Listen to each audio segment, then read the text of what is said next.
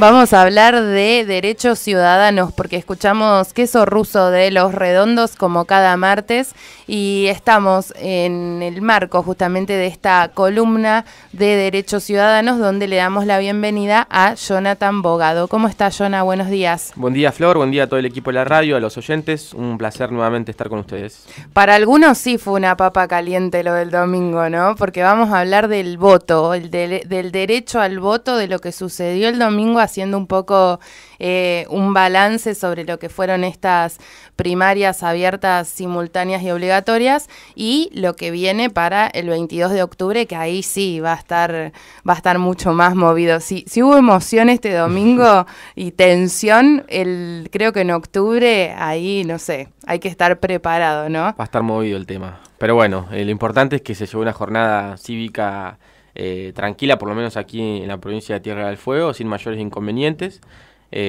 Pudieron ejercer un gran porcentaje de ciudadanos su derecho justamente a votar y por otra contrapartida el derecho a ser elegido, ¿no? Esos son los dos derechos que tenemos como ciudadanos, derecho al voto y derecho a ser elegidos, cada uno con sus requisitos y características específicas, sí, pero son las dos caras de la misma moneda dentro de este derecho que tenemos como ciudadanos de la República Argentina. ¿Es un derecho o es una obligación el voto? Bueno, en realidad son las dos cosas. Por un lado, y principalmente es un derecho en tanto en cuanto nos vemos como ciudadanos, ¿no? Esta cuestión de elegir a nuestros representantes.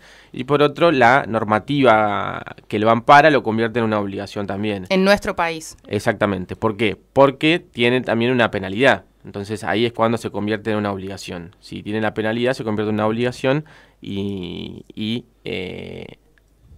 bueno, las penalidades son diversas, en realidad tiene que ver con la penalidad administrativa del pago de un importe dinerario y en el caso de algunas penalidades también puede ser la privación de la libertad, pero para los delitos electorales, ¿no?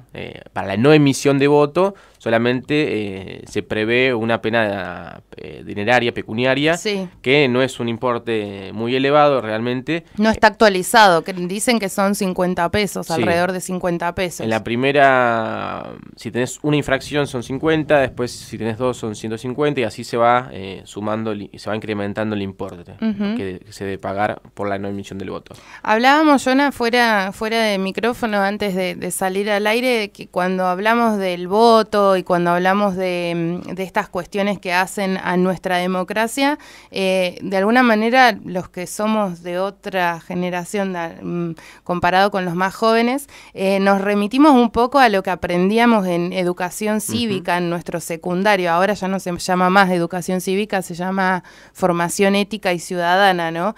Pero digamos, son cuestiones básicas que hacen a nuestra vida cotidiana en democracia. Es así, es así. Realmente tenemos, bueno, muchas cuestiones nuevas dentro de lo que es la reforma electoral y de la ley de partidos políticos que deben ser actualizadas constantemente para todos los ciudadanos, no solo para los que están justamente en etapa escolar, sino también para aquellos que ya hemos salido de esa etapa escolar y tenemos que seguir actualizándonos en todo lo que tiene que ver con nuestros derechos al voto y cómo se desarrollan también las elecciones, porque no es solamente ir el día domingo a emitir el voto, es decir, a meter agarrar el sobre. Exactamente la boleta y poner el sobre, sino que tenemos también el derecho a la información acerca de qué es lo que estamos votando y a quiénes estamos votando y qué ofrecen dentro de sus plataformas electorales aquellos candidatos. Entonces es como una cadena de derechos que se va concatenando para que nosotros podamos ejercer debidamente nuestro derecho a elegir nuestros representantes. Ahí tenemos, bueno, dos cuestiones. Una de las nuevas es el derecho optativo, que en realidad también es obligatorio, pero es optativo de los menores de 18 años, ¿no? Esos 16, 17 años que entran en el registro, si bien su derecho de ejercer el voto resulta optativo, en realidad es obligatorio. Lo que no tienen que hacer es justificar, multa. Claro, no tienen multa, pero en realidad también es una obligación de los menores de 18 años ir a emitir su voto. ¿Se podría equiparar con la situación que viven las personas mayores de 70, en este caso, como los menores de 18? O sea, ¿podría equipararse esa situación que de alguna manera es optativa y no tienen una sanción? Claro, en realidad los de mayores de 70 años ya no es obligatorio. Ya no es más No obligatorio. es obligatorio. Ellos van por una cuestión de decisión propia. En el caso de los menores, en realidad es obligatorio, pero lo que se le saca es la infracción, la sanción que le corresponde por no haber emitido el voto. En principio, sí, lo que pasa es que no ingresan al registro de infractores. Esa es la diferencia. Bien. El menor no ingresa, el mayor no tiene la obligación de ir, sino que va por su propia decisión a emitir su derecho ciudadano. Bien, hay distintos tipos de votos, ¿no? Así es, así es. Bueno, es una de las cuestiones, tengamos en cuenta, vamos a contar un poco cómo se arma entonces en las escuelas quienes participan de las elecciones, para entrarnos un poco en ese tema. El día de la elección tenemos obviamente las escuelas dispuestas en toda la ciudad, en toda la provincia, donde en cada escuela se disponen una cierta cantidad de mesas, un promedio generalmente de 10, 11, 12 mesas por escuela, como máximo se intenta que sean pocas mesas, donde cada mesa estará constituida por 2 autoridades de mesa, que son el presidente y el suplente, y luego acompañan a esa elección los fiscales partidarios de cada partido que designen. Sí. Si el partido no designa un fiscal, la elección continúa sin ningún impedimento. Solamente lo que impide continúe la elección en esa mesa es la faltante de las autoridades de mesa, que son el presidente y el suplente. ¿Sí? Esa es la constitución de la mesa. Luego, cuando entonces el ciudadano se dirige a emitir su voto, su derecho, colocamos los sobres en la urna y en el momento de cierre del acto electoral, a las 18 horas, comienza este proceso de escrutinio que implica toda esta cuestión de la calificación de los votos, ¿no? Previamente a eso, tenemos que decir también entonces que una de las cosas que se dio en esta elección, una novedad, era la autorización que tenían los ciudadanos de votar con el DNI tarjeta. ¿Recordás que había antes de este último un DNI que era el celeste, que venía acompañado de una tarjetita? Me acuerdo. Entonces antes... Duró poco ese DNI igual, pero hubo... un año, 2 años como mucho. Hubo varias personas que lo obtuvieron en el transcurso. Y que hoy todavía lo mantienen. Entonces, tenías esa tarjetita plástica que decía la reseña no válido para votar. ¿Pero por qué era eso? Porque antes, con el librito celeste, a vos te tenían que sellar el documento. No te entregaban constancia, te sellaban el documento para justamente demostrar que habías votado. Como ahora en la última reforma lo que se hace es entregar un troquel de constancia de voto, ya el sello del documento no existe más. Entonces, la Justicia Nacional Electoral habilitó para estas elecciones la posibilidad de que las personas también puedan votar con esa tarjetita plástica que decía no válido para votar. Si bien hubo una disposición que autorizaba, hubieron algunas consultas, pero nada mayor, en relación a que las personas se presentaban con ese documento tarjeta a intentar votar, y a veces había algún tipo de problemática. Claro, se presentaba un dilema. Exactamente. Así que bueno, el derecho lo tienen que ejercer los ciudadanos, y la instrucción hacia las autoridades de mesa había sido que debían dejarlos votar por una cuestión de que el documento acredita la identidad y era posible que ejerza su derecho al voto. Pero la regla es que tiene que votar o puede votar aquella persona que se presente con un documento igual o posterior al que figura en el padrón electoral. Esa es la regla general. Yo una consulta saliendo un poquito de esto. Nosotros ya votamos el domingo, nos dieron un comprobante, ¿no es cierto?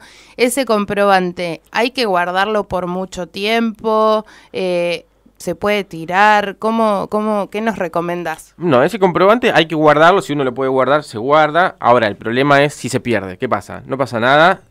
No. En principio si se pierde y uno realiza algún trámite y se lo piden, va a tener que hacer el reclamo ante la Secretaría Electoral. Generalmente no piden ese comprobante para ningún trámite. Queda registrado que uno fue a votar. Queda registrado, pero lo que puede ocurrir, por ejemplo, es que aparezca de repente en el Registro Nacional de Infractores y vos hayas votado. Entonces ese comprobante te hace salir automáticamente de ese registro de infractores, y en el caso de que estés en el registro y no tengas el comprobante, el troquel, ahí también tenés que dirigirte a la Secretaría Electoral y solicitar que cotejen el padrón. ¿Por qué? Porque el padrón no solo le falta el troquel, sino que tiene nuestra firma. Exacto. Entonces eso comprueba automáticamente que nosotros hemos emitido nuestro voto y no debemos estar en el Registro Nacional de Infractores. Bien, entonces, recomendación, guardarlo por lo menos un par de meses, Exacto. cosa de asegurarnos que no vamos a tener ningún inconveniente. Exacto. Y bueno, igualmente aquellos que no hayan votado también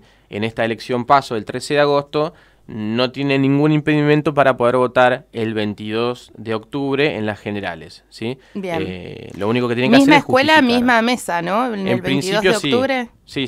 Igualmente lo que se recomienda siempre es chequear en la página de las elecciones nacionales en www.padron.gov.ar o elecciones.gov.ar. Hay varias opciones.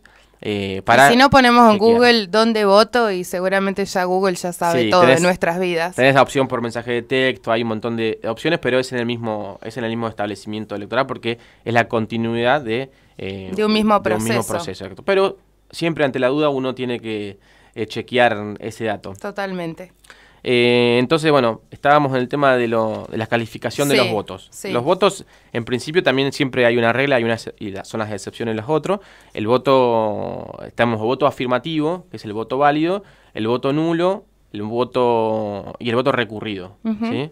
Después está otra calificación de voto, que es el voto impugnado, que tiene que ver con la identidad y solamente se hace cuando el elector se presenta en la mesa y se duda de su identidad. Cuando hay una duda manifiesta de la identidad de la persona, es decir, se presenta Juan Pérez y el presidente de las autoridades de mesa ven que la foto no coincide con el padrón, que es otra persona, ahí se puede impugnar la identidad de esa persona, que igualmente no se le niega el derecho al voto, sino que se utiliza un sobre especial de entidad impugnada, se le pone la impresión dígito pulgar en la tinta del sobre y luego eso se coteja y se verifica si esa persona era la identidad que manifestaba ser o no era. Claro, sería como un voto que se evalúa a posteriori. Exactamente, con una rigurosidad más concreta para determinar si esa persona era o no era. En el caso de no ser, obviamente eso constituye un delito electoral que ameritará la apertura de una causa penal por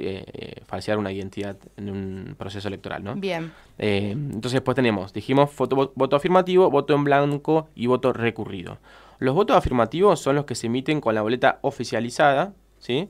Y aquellos votos que se emitan, por ejemplo, con la boleta y algún tipo de tachadura, pero que lo más importante siempre es lo que se vota, o sea, es decir, el cargo que se elige y la lista del partido político, es decir, el nombre del partido político o el frente que se presenta en estas elecciones. O sea, que si hay un sobre con una boleta que haya sido rota, por ejemplo, pero la parte del cargo y la parte del número de lista está entera, ¿se considera válido? Sí. Igualmente ahí surgió también otras diferencias importantes porque tenemos una diferencia en lo que es la ley nacional electoral y la ley provincial electoral. La ley provincial, por ejemplo, es más flexible y lo que acepta es la reconstrucción, por ejemplo, de la boleta.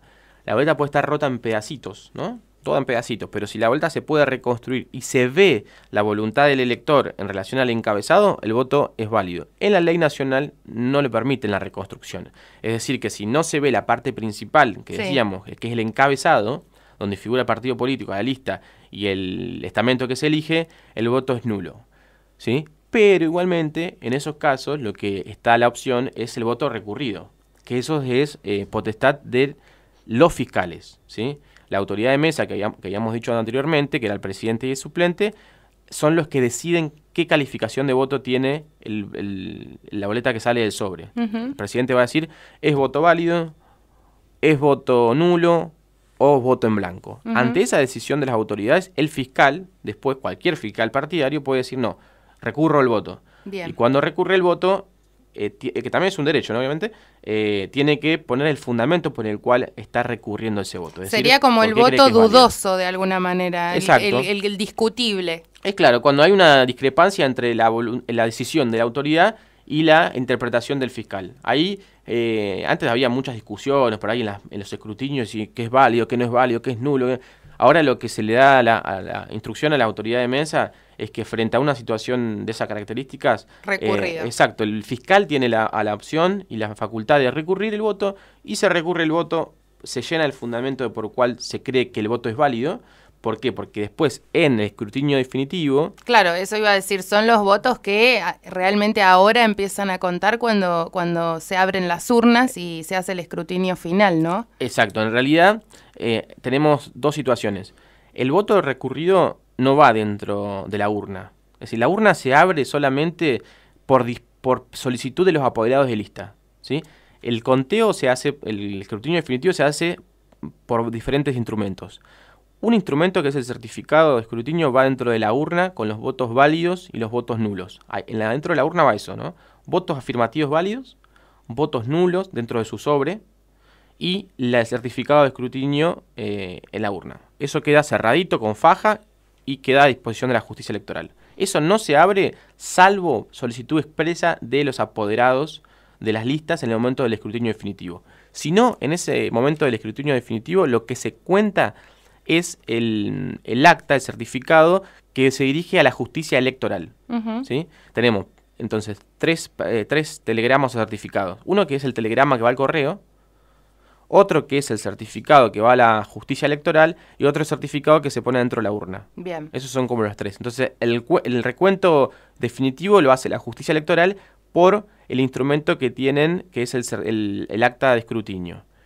Y ahí también está escrito por las autoridades de mesa con los numeritos. Y ahí va a decir cantidad de votos emitidos, cantidad de votos nulos, cantidad de votos recurridos. Perfecto. El recurrido va adentro, no está dentro de la urna, está suelto. Entonces ahí decide la justicia electoral junto con los apoderados, ¿no? Se estipula si está bien el voto, si no está bien el voto, si es nulo, conforme a las normativas que están en el Reglamento Electoral Nacional, ¿no? No hay muchas discusiones en ese momento, ya está todo más tranquilo y los apoderados generalmente, muchos son abogados, pero si no, claramente tienen que saber a rajatabla las disposiciones de la relativa nacional de las elecciones, ¿no? Perfecto. Bueno, es un tema que da para muchísimo, siempre surgen dudas y novedades en relación a las elecciones. Queríamos dedicarle un capítulo especial dentro de esta columna a lo que fueron las PASO, a lo que viene en el mes de octubre, que seguramente vamos a seguir conversando porque siempre quedan aspectos que analizar. Yona, como siempre, te agradecemos que formes parte de Turno Mañana. Muchas gracias a vos, Flora. Saludo al equipo y otra vez nos vemos el próximo martes. Muy bien.